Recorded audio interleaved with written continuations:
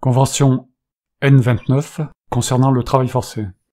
Dit par Émile Berlerme, en avril 2021. Convention N29 concernant le travail forcé. Adoptée par la Conférence générale de l'Organisation internationale du travail, à sa 14e session, le 28 juin 1930. Entrée en vigueur, le 1er mai 1932, conformément aux dispositions de l'article 28. La Conférence générale de l'Organisation internationale du travail. Convoquée à Genève par le Conseil d'administration du Bureau international du travail, et s'y étant réunie le 10 juin 1930 en sa 14e session, après avoir décidé d'adopter diverses propositions relatives au travail forcé ou obligatoire, question comprise dans le premier point de l'ordre du jour de la session, et après avoir décidé que ces propositions prendraient la forme d'une convention internationale, adopte ce 28e jour de juin 1930 la convention ci-après, qui sera dénommée Convention sur le travail forcé. 1930, à ratifier par les membres de l'Organisation internationale du travail, conformément aux dispositions de la Constitution de l'Organisation internationale du travail. Article 1. 1. Tout membre de l'Organisation internationale du travail qui ratifie la présente convention s'engage à supprimer l'emploi du travail forcé ou obligatoire sous toutes ses formes, dans le plus bref délai possible. 2. En vue de cette suppression totale, le travail forcé ou obligatoire pourra être employé, pendant la période transitoire, uniquement pour des fins publiques et à titre exceptionnel, dans les conditions et avec les garanties stipulées par les articles qui suivent. 3. À l'expiration d'un délai de 5 ans à partir de l'entrée en vigueur de la présente convention, et à l'occasion du rapport prévu à l'article 31 ci-dessous, le Conseil d'administration du Bureau international du travail examinera la possibilité de supprimer sans nouveau délai le travail forcé ou obligatoire sous toutes ses formes et décidera, s'il y a lieu, d'inscrire cette question à l'ordre du jour de la conférence. Article 2. 1. Aux fins de la présente convention, le terme « travail forcé ou obligatoire » désignera tout travail ou service exigé d'un individu sous la menace d'une peine quelconque et pour lequel le dit individu ne s'est pas offert de plein gré. 2. Toutefois, le terme « travail forcé ou obligatoire » ne comprendra pas, aux fins de la présente convention, petit a, tout travail ou service exigé en vertu des lois sur le service militaire obligatoire et affecté à des travaux d'un caractère purement militaire. Petit b, tout travail ou service faisant partie des obligations civiques normales des citoyens d'un pays, se gouvernant pleinement lui-même. Petit c, tout travail ou service exigé d'un individu comme conséquence d'une condamnation prononcée par une décision judiciaire, à la condition que ce travail ou service soit exécuté sous la surveillance et le contrôle des autorités publiques et que le dit individu ne soit pas concédé ou mis à la disposition de particuliers, compagnies ou personnes morales privées. Petit d, tout travail ou service exigé dans les cas de force majeure, c'est-à-dire dans les cas de guerre, de sinistres ou menaces de sinistres tels qu'incendies, inondations, famines, tremblements de terre, épidémies et épizooties violentes, invasions d'animaux, d'insectes ou de parasites végétaux nuisibles, et en général toute circonstance mettant en danger ou risquant de mettre en danger la vie ou les conditions normales d'existence de l'ensemble ou d'une partie de la population. Petit e, les menus travaux de village, c'est-à-dire les travaux exécutés dans l'intérêt direct de la collectivité par les membres de celle-ci, travaux qui, de ce chef, peuvent être considérés comme des obligations civiques normales incombant aux membres de la collectivité, à condition que la population elle-même ou ses représentants directs aient le droit de se prononcer sur le bien fondé de ces travaux. Article 3. Aux fins de la présente convention, le terme « autorité compétente » désignera soit les autorités métropolitaines, soit les autorités centrales supérieures du territoire intéressé. Article 4. 1. Les autorités compétentes ne devront pas imposer ou laisser imposer le travail forcé ou obligatoire au profit de particuliers, de compagnies ou de personnes morales privées. 2. Si une telle forme de travail forcé ou obligatoire au profit de particuliers, de compagnies ou de personnes morales privées existe à la date à laquelle la ratification de la présente convention par un membre est enregistrée par le directeur général du Bureau international du travail, ce membre devra supprimer complètement le dit travail forcé ou obligatoire dès la date de l'entrée en vigueur de la présente convention à son égard.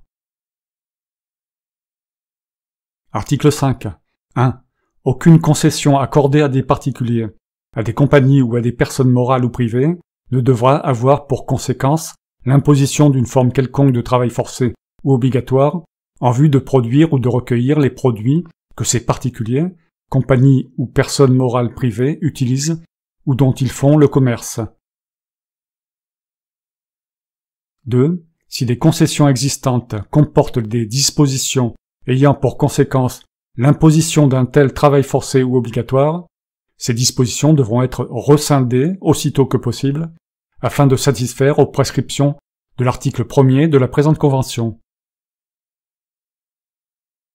Article 6.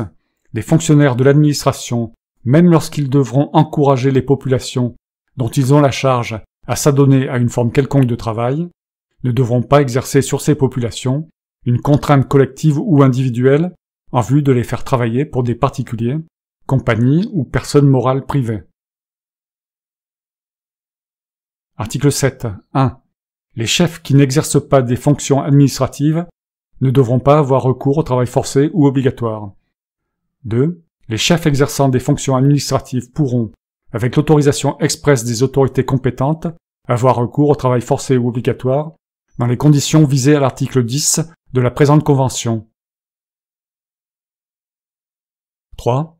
Les chefs légalement reconnus et ne recevant pas une rémunération adéquate sous d'autres formes pourront bénéficier de la jouissance de services personnels dûment réglementés, toute mesure utile devant être prise pour prévenir les abus. Article 8. 1. La responsabilité de toute décision de recourir au travail forcé ou obligatoire incombera aux autorités civiles supérieures du territoire intéressé. 2. Toutefois, ces autorités pourront déléguer aux autorités locales supérieures le pouvoir d'imposer du travail forcé ou obligatoire dans les cas où ce travail n'aura pas pour effet d'éloigner les travailleurs de leur résidence habituelle. Ces autorités pourront également déléguer aux autorités locales supérieures, pour les périodes et dans les conditions qui seront stipulées par la réglementation prévue à l'article 23 de la présente convention, le pouvoir d'imposer un travail forcé ou obligatoire pour l'exécution duquel les travailleurs devront s'éloigner de leur résidence habituelle, lorsqu'il s'agira de faciliter le déplacement de fonctionnaires de l'administration dans l'exercice de leurs fonctions et le transport du matériel de l'administration. Article 9. Sauf disposition contraire stipulée à l'article 10 de la présente convention, toute autorité ayant le droit d'imposer du travail forcé ou obligatoire ne devra permettre le recours à cette forme de travail que si elle s'est d'abord assurée, petit a, que le service ou travail à exécuter est d'un intérêt direct et important pour la collectivité appelée à l'exécuter. Petit b, que ce service ou travail est d'une nécessité actuelle ou imminente. Petit c, qu'il a été impossible de se procurer la main-d'œuvre volontaire pour l'exécution de ce service ou travail, malgré l'offre de salaire et de conditions de travail au moins égaux à ceux qui sont pratiqués dans le territoire intéressé pour des travaux ou services analogues, et, petit d, qu'il ne résultera pas du travail ou service un fardeau trop lourd pour la population actuelle, eu égard à la main-d'œuvre disponible et à son aptitude à entreprendre le travail en question. Article 10. 1. Le travail forcé ou obligatoire, demandé à titre d'impôt, et le travail forcé ou obligatoire imposé, pour des travaux d'intérêt public par des chefs qui exercent des fonctions administratives, devront être progressivement supprimés. 2. En attendant cette abolition, lorsque le travail forcé ou obligatoire sera demandé à titre d'impôt, et lorsque le travail forcé ou obligatoire sera imposé par des chefs qui exercent des fonctions administratives en vue de l'exécution de travaux d'intérêt public, les autorités intéressées devront s'assurer préalablement, petit a, que le service ou travail à exécuter est d'un intérêt direct et important pour la collectivité appelée à l'exécuter, Petit b, que ce service ou travail est d'une nécessité actuelle ou imminente.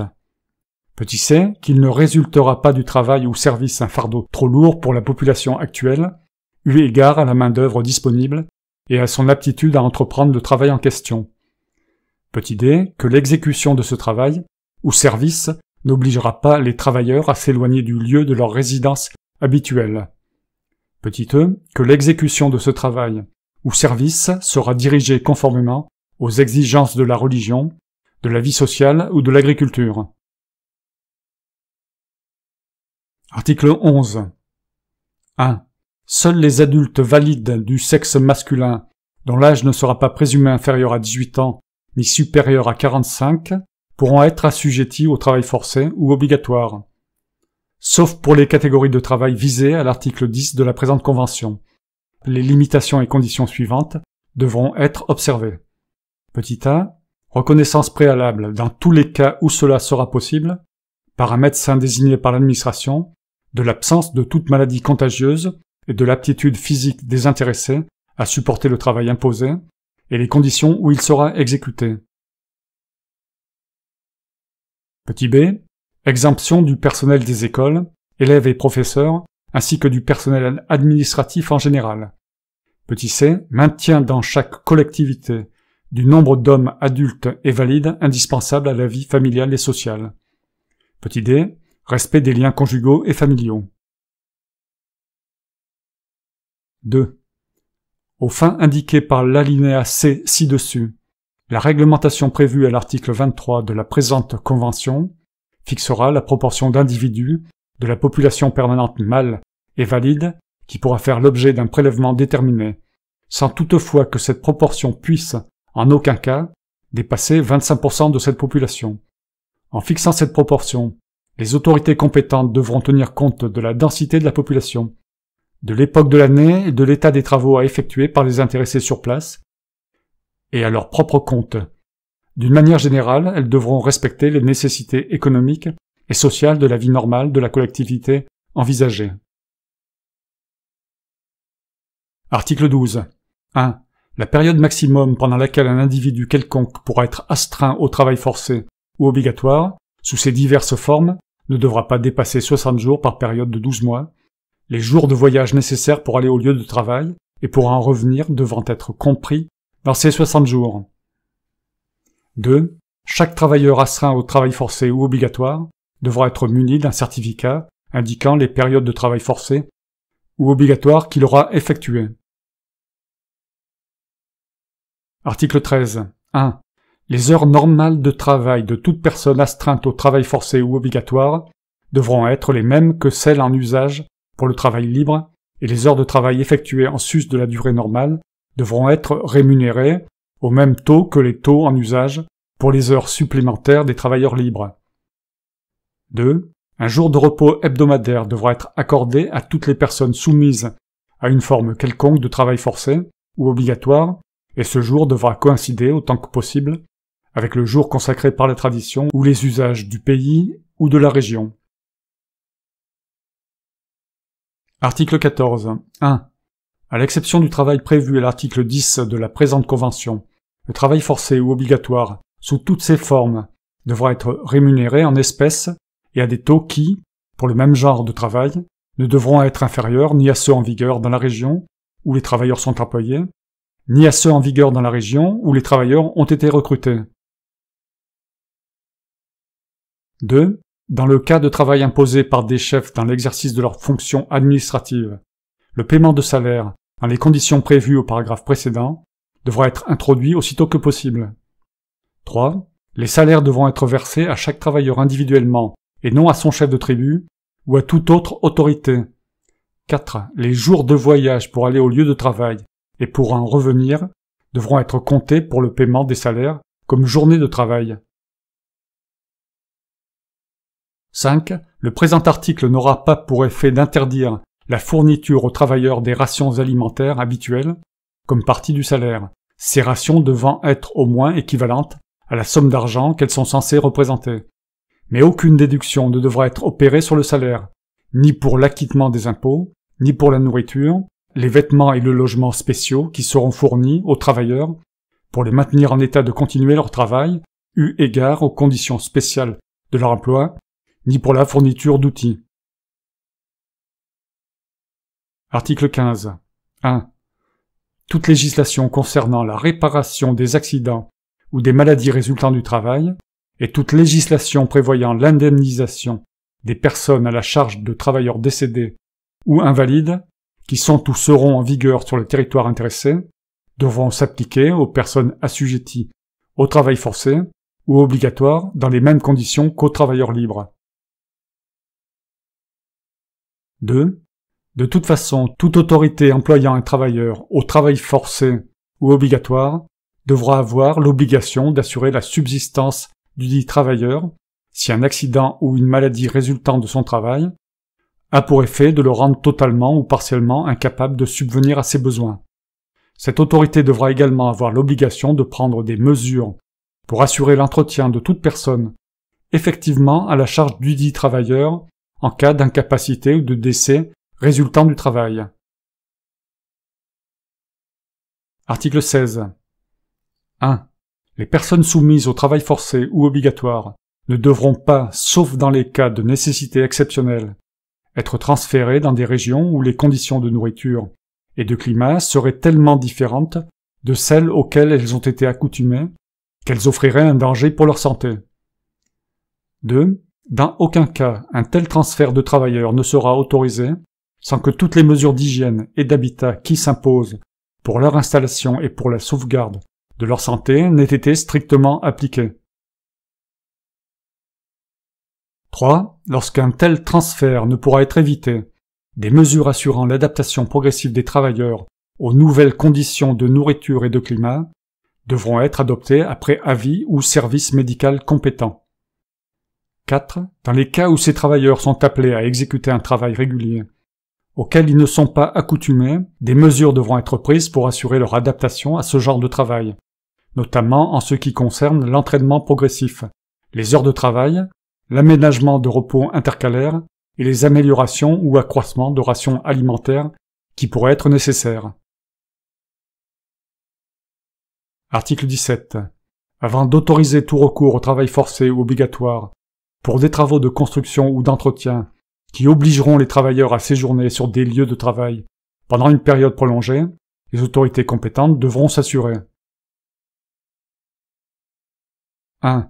Que toutes les mesures nécessaires ont été prises pour assurer l'hygiène des travailleurs et leur garantir les soins médicaux indispensables et que, en particulier, petit a, ces travailleurs subissent un examen médical avant de commencer les travaux et de nouveaux examens à des intervalles déterminés durant la durée de l'emploi.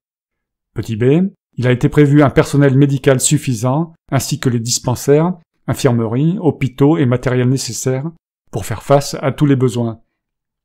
Et, petit c, la bonne hygiène des lieux de travail, l'approvisionnement des travailleurs en eau, en vivres, en combustible et matériel de cuisine ont été assurés d'une manière satisfaisante et des vêtements et un logement satisfaisant ont été prévus s'il est nécessaire.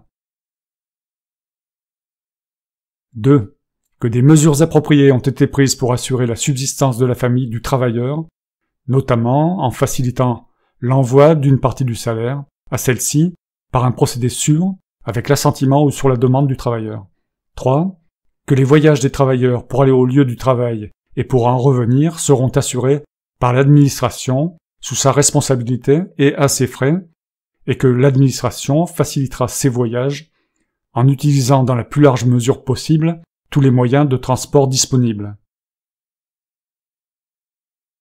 4.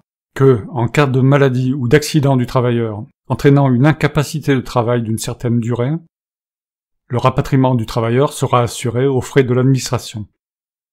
5. Que tout travailleur qui désirerait rester sur place comme travailleur libre à l'expiration de sa période de travail forcé ou obligatoire aura la faculté de le faire sans être déchu pendant une période de 2 ans de ses droits au rapatriement gratuit. Article 18. 1. Le travail forcé ou obligatoire pour le transport de personnes ou de marchandises, par exemple pour le portage et le pagayage, devra être supprimé dans le plus bref délai possible et, en attendant cette suppression, Les autorités compétentes devront édicter des règlements fixant notamment petit a. L'obligation de n'utiliser ce travail que pour faciliter le déplacement de fonctionnaires de l'administration dans l'exercice de leurs fonctions ou le transport du matériel de l'administration ou, en cas de nécessité absolument urgente, le transport d'autres personnes que des fonctionnaires. Petit b. L'obligation de l'employé à de tels transports que des hommes reconnus physiquement aptes à ce travail par un examen médical préalable, dans tous les cas où cet examen est possible. Dans les cas où il ne sera pas possible, la personne employant cette main-d'œuvre devra s'assurer, sous sa responsabilité, que les travailleurs employés ont l'aptitude physique requise et ne souffrent pas d'une maladie contagieuse. Petit c. La charge maximum apportée par les travailleurs. Petit d. Le parcours maximum qui pourra être imposé à ces travailleurs du lieu de leur résidence. Petit e. Le nombre maximum de jours par mois ou par toute autre période pendant lesquels ces travailleurs pourront être réquisitionnés, en comprenant dans ce nombre les journées du voyage de retour. Petit f. Les personnes qui sont autorisées à faire appel à cette forme de travail forcé ou obligatoire, ainsi que la mesure dans laquelle elles ont le droit d'y recourir. 2. En fixant les maxima dont il est question sous les lettres C, D, E du paragraphe précédent, les autorités compétentes devront tenir compte des divers éléments à considérer, notamment de l'aptitude physique de la population qui devra subir la réquisition, de la nature de l'itinéraire à parcourir, ainsi que des conditions climatiques. 3. Les autorités compétentes devront, en outre, prendre des dispositions pour que le trajet quotidien normal des porteurs ne dépasse pas une distance correspondant à la durée moyenne d'une journée de travail, de 8 heures, étant entendu que, pour la déterminer, on devra tenir compte non seulement de la charge à porter et de la distance à parcourir, mais encore de l'état de la route, de l'époque de l'année, et de tous autres éléments à considérer. S'il était nécessaire d'imposer aux porteurs des heures de marche supplémentaires, celles-ci devront être rémunérées à des taux plus élevés que les taux normaux.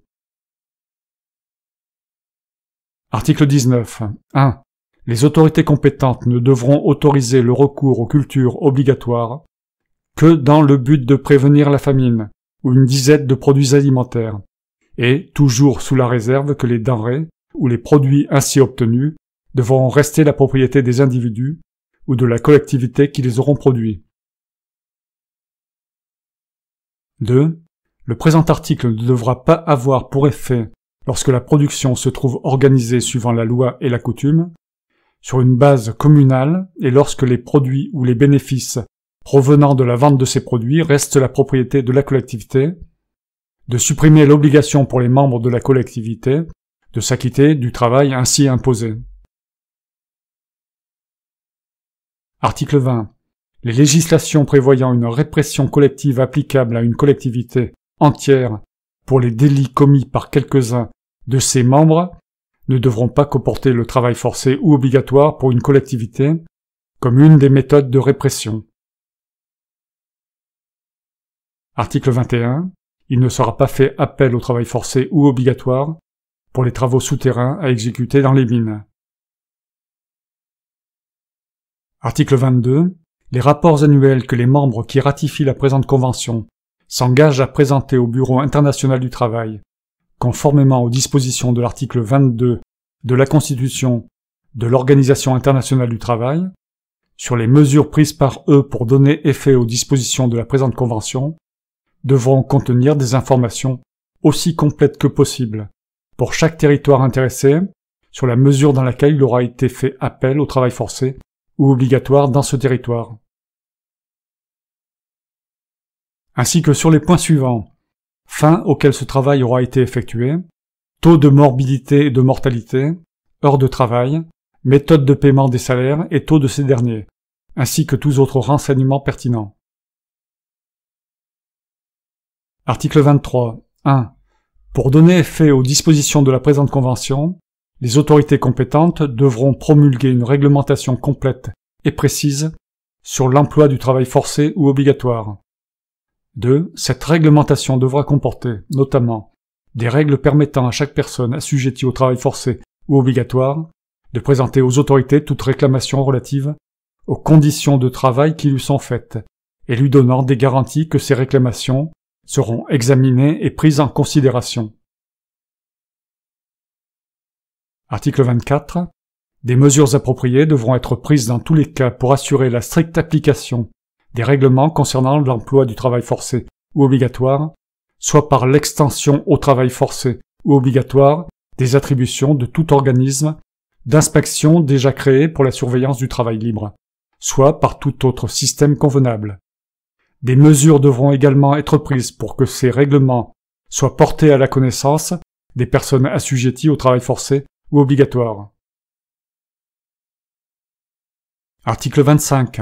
Le fait d'exiger illégalement du travail forcé ou obligatoire sera passible de sanctions pénales et tout membre ratifiant la présente convention aura l'obligation de s'assurer que les sanctions imposées par la loi sont réellement efficaces et strictement appliquées. Article 26. 1. Tout membre de l'Organisation internationale du travail qui ratifie la présente convention s'engage à l'appliquer au territoire soumis à sa souveraineté, juridiction, protection, suzeraineté, tutelle ou autorité, dans la mesure où il a le droit de souscrire des obligations touchant à des questions de juridiction intérieure. Toutefois, si ce membre veut se prévaloir des dispositions de l'article 35 de la Constitution de l'Organisation internationale du travail, il devra accompagner sa ratification d'une déclaration faisant connaître. Petit a.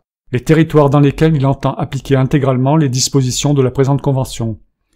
Petit b. Les territoires dans lesquels il entend appliquer les dispositions de la présente convention avec des modifications et en quoi consistent les dites modifications.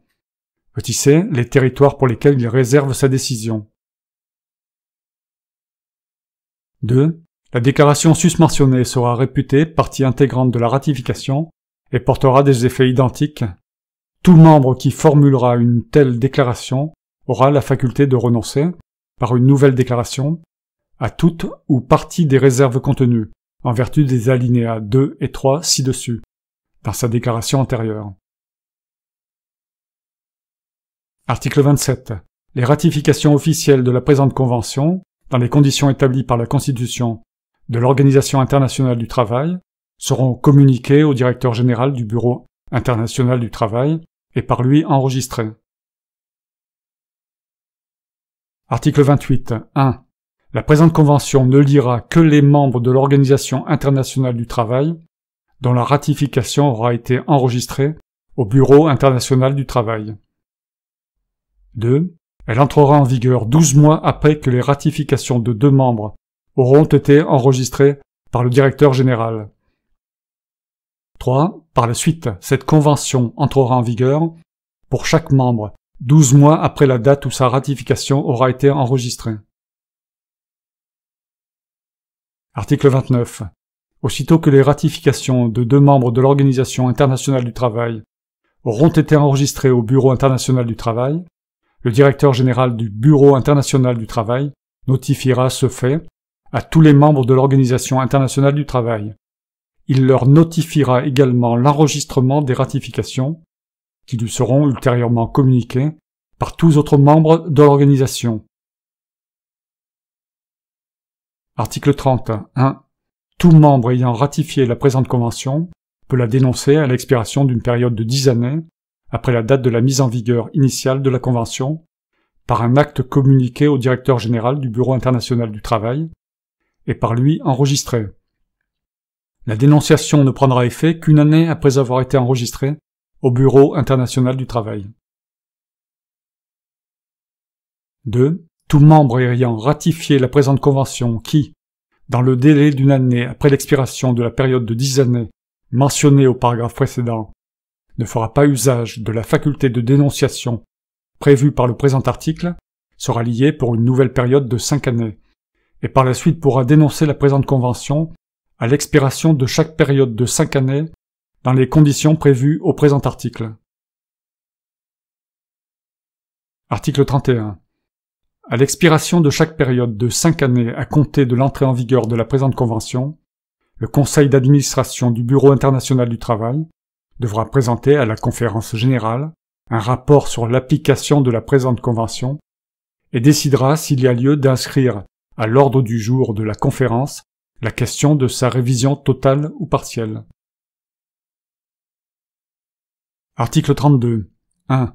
Au cas où la conférence générale adopterait une nouvelle convention portant révision totale ou partielle de la présente convention, la ratification par un membre de la nouvelle convention portant révision entraînerait de plein droit d'énonciation de la présente convention, sans condition de délai, nonobstant l'article 36 dessus, sous réserve que la nouvelle convention portant révision soit entrée en vigueur. 2. À partir de la date de l'entrée en vigueur de la nouvelle convention portant révision, la présente convention cesserait d'être ouverte à la ratification des membres. 3.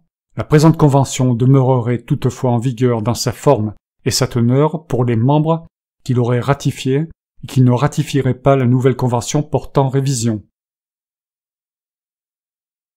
Article 33. Les textes français et anglais de la présente convention feront foi l'un et l'autre. Fin, dit par Émile Verlerme. Remarque du lecteur. Ce genre de convention est une chose abominable que l'humanité a fini par devoir réaliser, pour la simple raison qu'elle est nécessaire à la protection des personnes. C'est le fait de sa nécessité qui est abominable. Chaque personne est pourtant mise au monde pour la société, dans l'intérêt social. Il n'y a pas de société sans individu pour la composer. Nous avons tous été contraints et forcés d'exister. Nous sommes des forçats de l'existence. Je n'ai jamais donné à quiconque, à aucune personne ou groupe de personnes, l'autorisation de me commander. Et vous? Vous souvenez-vous d'avoir jamais donné cette autorisation au cours de votre existence? Et en tout cas, au début de votre existence, puisque vous avez constamment été sous l'autorité de gens à qui vous n'avez délégué aucun pouvoir sur vous-même. Mis à part les rentiers de naissance, en oubliant leur éducation initiale, voire plus loin, je ne vois pas qui sur Terre peut se vanter de ne pas avoir été forcé de travailler pour manger, boire, s'habiller et se loger. Même nos ancêtres chasseurs-cueilleurs étaient contraints et forcés de se nourrir pour survivre, donc contraints et forcés de travailler. Travailler, que ce soit contraint ou éventuellement sans contrainte, alors il faut m'expliquer cette absence de contrainte, est toujours un acte que l'on pratique pour soi-même, dans le but de tenter d'éviter la souffrance naturelle ou infligée par une autre personne. Donc, dans les deux cas, infligée fondamentalement par nos propres parents. Le potentiel de souffrance corporelle et mentale étant le système naturel qui est compris dans la fabrication de chaque individu, donc avec l'aval des parents constructeurs et de la société complice de l'autorisation de procréer. Ne me racontez pas qu'un enfant qui ne sent pas la contrainte, parce qu'éduqué dans ce sens par ses éducateurs, c'est-à-dire manipulé par ses géniteurs, et la culture sociale, n'est pas contraint au travail. Il l'est de fait. La manipulation mentale est une contrainte. C'est ce qu'est l'éducation. Une imprégnation forcée à la culture de l'époque. Pourquoi interdirait-on la désinformation, la propagande, l'apologie au crime quelconque? Être éduqué est déjà un travail contraint par la société. Éducation obligatoire égale contrainte égale travail forcé. J'ai moi-même ressenti fortement cette contrainte très tôt à l'école primaire, et cette sensation n'a fait que s'accroître. Nous sommes tous des travailleurs forcés dès la naissance, puisque contraints à exister, mis devant le fait accompli d'exister, sans vergogne, sans aucun souci de la souffrance de l'être fabriqué pour servir. À rien après l'ultime rendez-vous. L'article 2 de cette convention explique ce qu'elle entend par travail forcé et obligatoire et nomme des exceptions. En ce qui concerne les exceptions, la question qui se pose est qui décide de désigner les personnes qui font ces corvées forcées et obligatoires? Et pourquoi y aurait-il des exemptés? Je veux désigner ainsi les chefs, les gouvernants. Qui désigne les compétents et les incompétents pour telle ou telle corvée? Pour quelles raisons ces derniers devraient-ils être exemptés de corvée nationale, régionale ou communale dans la maison nation, la maison France? Sont-ils marqués d'un privilège divin d'exemption? Sont-ils dotés de capacités les rendant inaptes à la corvée? Émile Berlerme.